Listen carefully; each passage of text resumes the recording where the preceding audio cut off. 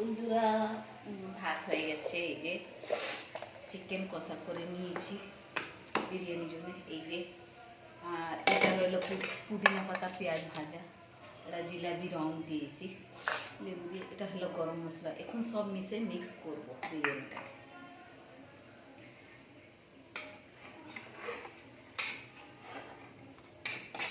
ভিডিওটা পুরো দেখবেন বন্ধুরা, স্কিপ করবেন না দয়া করে। অনেক কষ্টতে একলা একলা বসে বসে ভিডিও করতে থাকি আমি।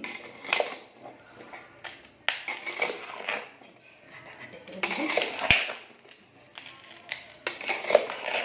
চিকেনটা আগে দিয়ে দিয়েছি বন্ধুরা। এটা দিয়ে একটু ভাতটা লাড়াচাড়া করে নিই। তারপরে এই যে পেঁয়াজ পুদিনা পাতা ভাজা, এটা ওই দিয়ে লাড়াচাড়া করে নিই।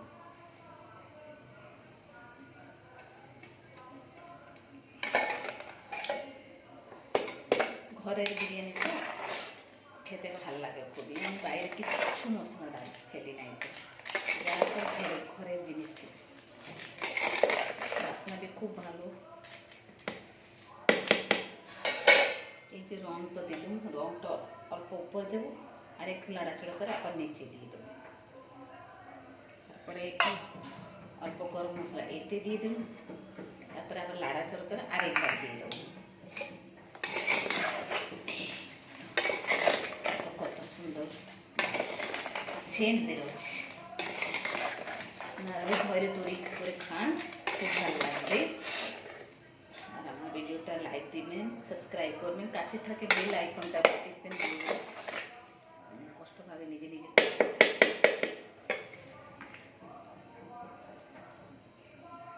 গরম মশলা সব দেওয়া হয়ে গেল। তারপরে এই রংটা যার একটু ছিল ওইটা আমি সব দিয়ে দিচ্ছি।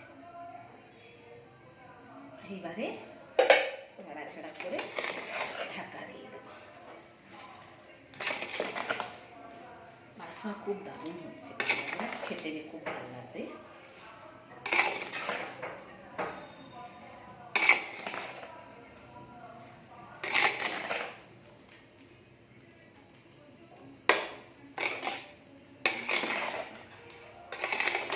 আপনি পুরো ভিডিওটা দেখবেন।